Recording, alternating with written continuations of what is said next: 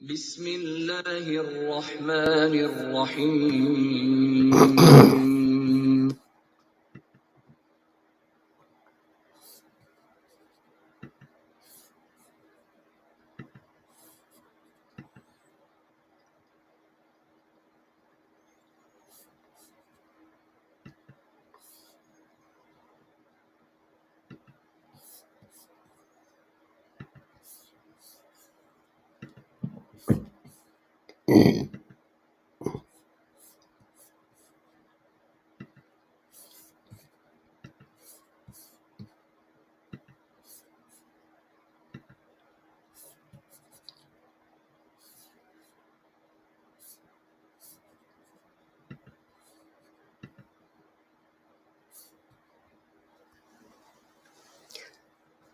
Assalamu alaikum.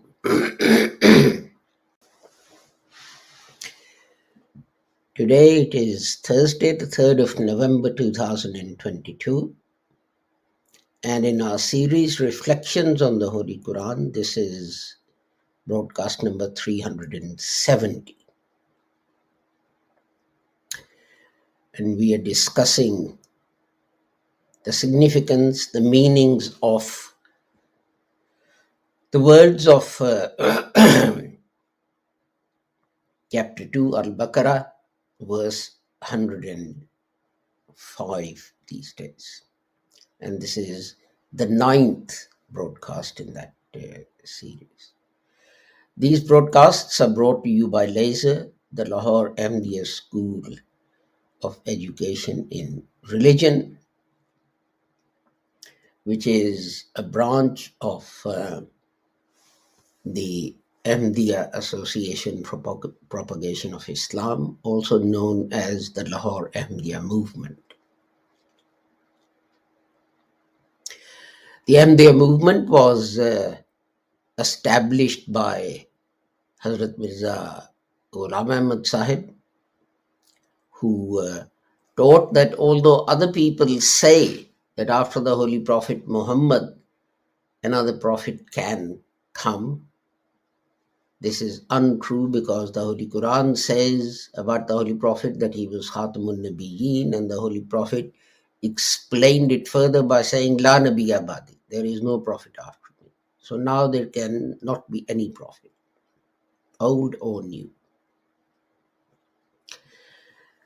Hazrat Mirza Ghulam Ahmad Rahmatullah Alayh claimed to be a mujaddid in a chain of mujaddids in accordance with the hadith of the Holy Prophet, that now prophets cannot come, but God will send mujaddids when Ummah needs guidance. And he further said that the hadith speaks of the Messiah and Mahdi, but these are not two different people, but rather they are the attributes, the characteristics which apply to one of the Mujaddideen, and the Mujaddid to whom these apply, he claimed, was he. This is why we say Hazrat Mirza Ghulam Ahmad, the promised Messiah and Mahdi. He also taught that it is, Muslims hasten to call each other heretics and kafirs and so on. But the Holy Prophet had said that if one reciter of the kalima says to another reciter of the kalima, you are a heretic, it is the person saying it upon whom falls this edict of heresy. Hazrat Mirza Ghulam Ahmad also taught that people say that some prophetic revelation like Ayah Rajam and Surah Walayat are missing from the Holy Quran. This is incorrect. Nothing, no prophetic revelation is missing from the Holy Quran. And he taught that although other people say that some verses which are in the Holy Quran, the commands are abrogated. Like Hazrat Shah Waliullah, he said that people say that more than 500 verses of the Holy Quran are abrogated. But he said, I have conducted research and it's only 7 verses which are abrogated. But we believe, and Hazrat Mirza Ghulam Ahmad Sahib Rahmatullah Alayhi taught this, that no verse of the Holy Quran is abrogated. And he taught that jihad was a fundamental duty of every Muslim, and every Muslim should be conducting jihad 24 hours a day, in line with the hadith of the Holy Prophet, which said, while returning from fighting, that Muslims were returning from the minor jihad back to the major jihad, Jihad-e-Kabir, and said that jihad bin nafs, the struggle with your own soul, is the biggest jihad. So let us turn to the Holy Quran and the verse that we are discussing.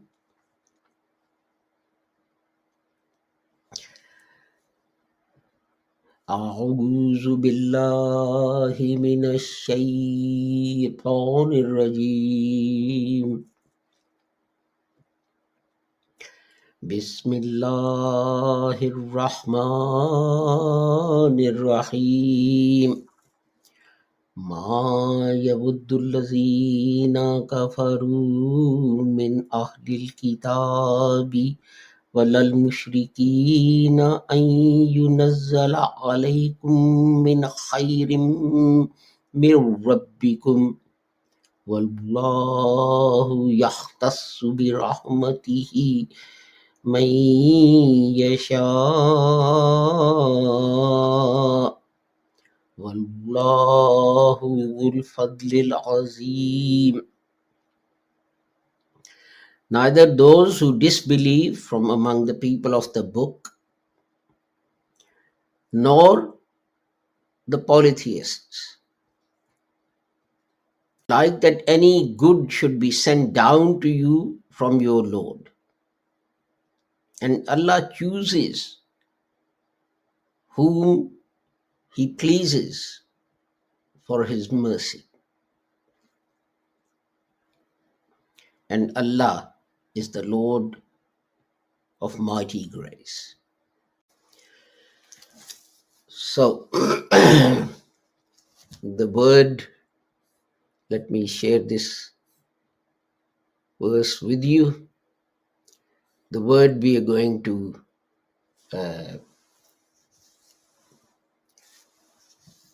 discuss today is yakhtathu.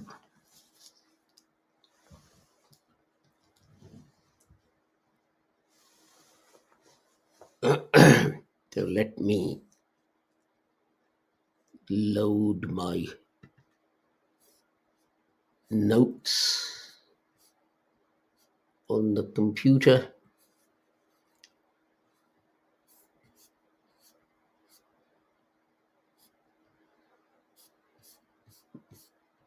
Sorry, during the Urdu broadcast, the pages get muddled. Okay. The root of this word is ha, fad, fad.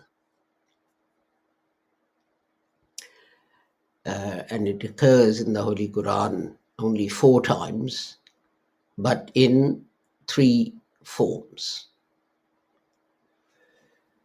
One form, which I just recited, Wallahu yahtathu bi rahmati. and that means choosing, separating. Also, the noun khas, special, and khathatha, which means poverty. So let us see what these words, what the meaning, different meanings of these words, how they come about, and so on. Its basic meaning is uh, a whole,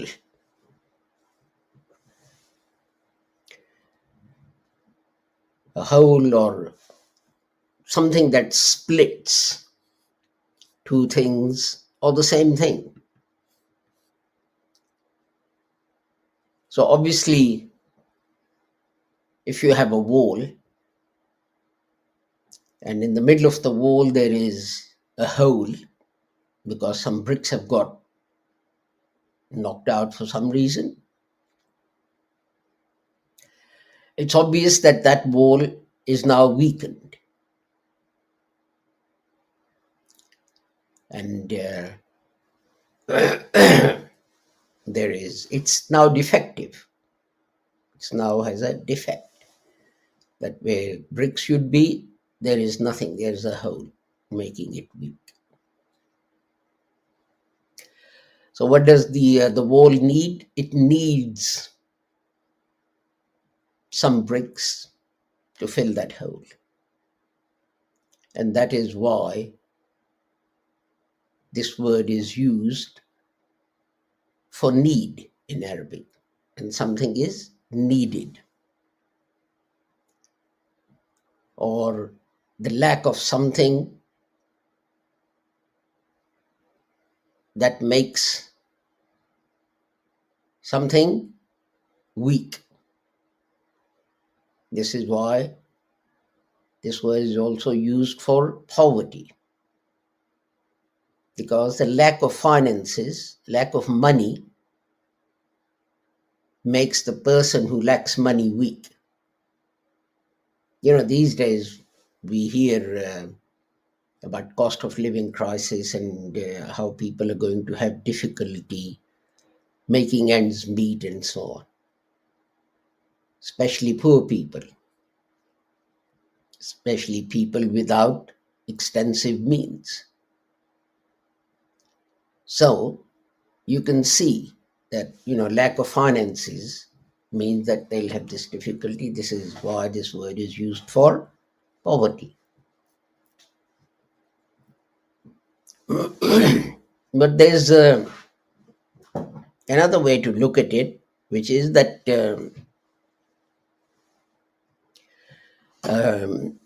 when you separate two things and there's a gap between them, then you have separated them, and it may be that one part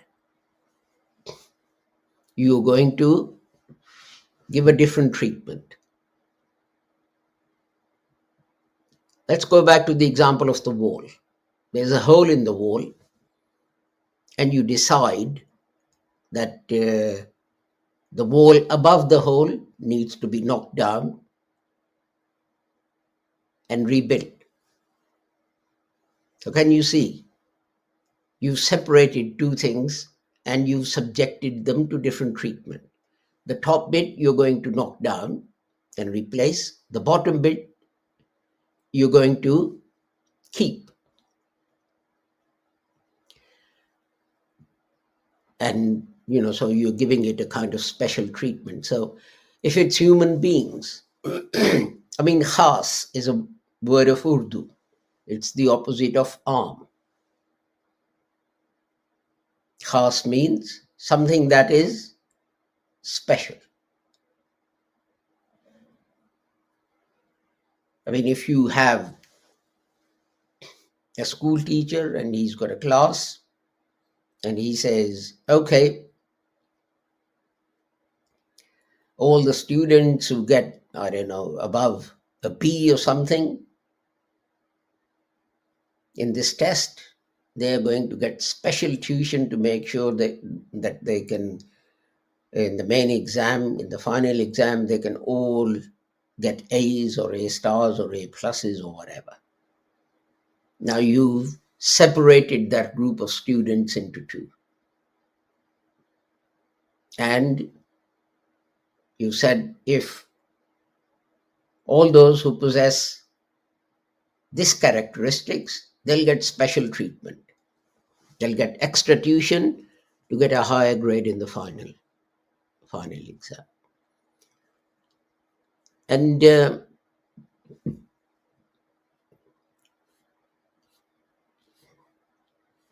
if we look at this verse of the Holy Quran, this is what God says. God says, it's up to me. Whoever I want to, I select, I choose, I separate from others to receive my blessings. So, of course, as soon as someone says blessings to you and me, we immediately think of, I don't know, winning the lottery and getting £100 million on the lottery or whatever else. But here, God doesn't mean that. God means that they'll be treated specially because they will get God's guidance, which they'll then pass on to humanity. So, from all the ordinary people, everyone else, God has selected one person and bestowed his message upon this person. Now, obviously, you can't get that through your own efforts. It's not like, your exam is coming up and if you don't do so much revision, you won't get a good grade. But if you do lots and lots of revision, you will get a higher grade, etc. It's not that. It's up to God, and he selects a person to receive his message. So you won't get it. You won't get guidance from God. You won't get wahi from God just because you want it, etc., etc. Now, the Holy Quran speaks of Moses' mother receiving God's revelation. And the word used is ohiyina, God's revelation. She received revelation from God. So that means it's not only the prophets whom God selects to speak to, but also other people, ordinary people. The distinction between a prophet and his revelation and a non-prophet is that the prophet receives guidance, instructions to give to other people, guide them how they're supposed to live. That's the distinction between the revelation that prophets receive and revelation that others receive. Other people are bound, duty bound, to follow the revelation, prophetic revelation received by a prophet. But others are not. Other people receive a revelation about something, and people are not bound to follow them. I gave you an example, mother of Moses, that God says in the Holy Quran that she received revelation. The word revelation, wahi, is used. But not only ordinary revelation like putting an idea into someone's head and inspiring someone, etc. But non-prophets can also receive angels. The story of Mary, the Holy Quran says, when the angel went to Mary after assuming the form of a man, or in the form of a man, the angel said to Mary, "You will have a son." And Mary said, "How is that possible?" etc. And the angel then said, "Well, you know, once God has decided, all he has to say is be," and it happens. So here, an angel has brought God's instructions, God's guidance to Mary. And then the angel said to him, do this, and so on and so forth. So, there are some people who say, well, revelation used to come down, and because the Holy Prophet was the last prophet, now no revelation can come down. This is incorrect. This is incorrect.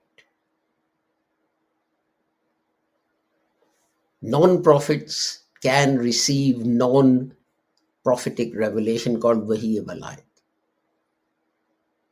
The Holy Quran talks about prophethood coming to an end. The Holy Prophet was Khatamun Nabiyyin. The Holy Prophet said that after me there is no prophet. La Nabiyya Ba'di. So if there is no prophet,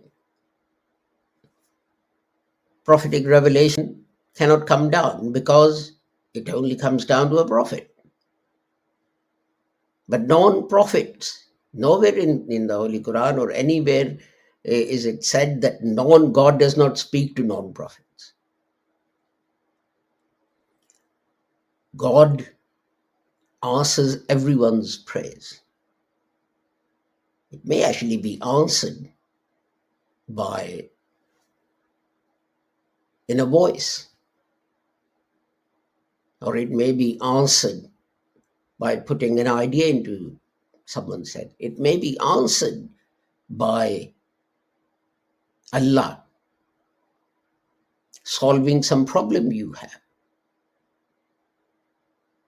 And this has happened to many, many people that I know personally, that God spoke to them and they were given information um, that they couldn't have received in any other way apart from a supernatural manner, that God had put this idea into their head. My maternal grandmother was very ill, and we went to visit her. And she said to my mom, "Can you come early tomorrow?" And my mom said, "Yes. Is there any special reason?" And she said, "I have been told that the time of my death has been fixed." Now, who would tell her that the time of her death has been fixed? And she said, "I want to see you one last time and say goodbye." So we all thought maybe she's depressed and ill and so on and saying this. But anyway, we turned up early, and I still remember going into her room, and her eyes were on the door as if she was waiting for someone. And she raised her hand, and my mother went and grabbed her hand. And then my grandmother passed away. Now, who told her? And that was at the exact time that she had said the night before that she was going to die. Now, who told her? But even more amazing than that was the fact that uh, um, my father left the room to inform people that she had passed away. while my mother sorted out other things with the medical staff and so on. He was the first person to leave that room. And he got to the door of the hospital, and there was a lady coming in who knew our grandmother. And she said, "Has she passed away?" And my father was amazed, and he said, "How do you know? I'm the first person to leave her room. You live miles away. How do you know?" And she said, after Fajr time, after Fajr prayers, she lay down, and my grandmother went to her and said, "My time has come. Go and help my family with the arrangements and everything." How did this lady know the time at which my grandmother was going to pass away? And people still say, "Well, God doesn't speak to man."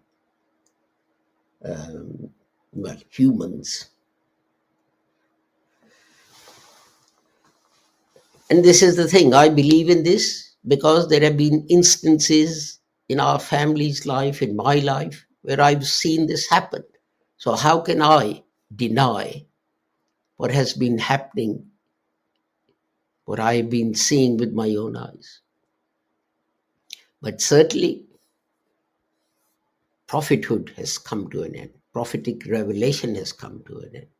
But that does not mean that God has abandoned humanity.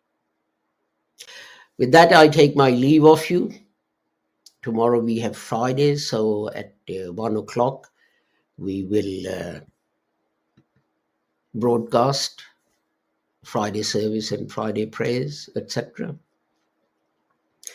Until then, with the prayer that whoever you are and wherever you may be, may Allah keep the whole of humanity safe and sound and free from harm. I take my leave of you. Assalamu alaikum, Khuda Hafiz, and goodbye.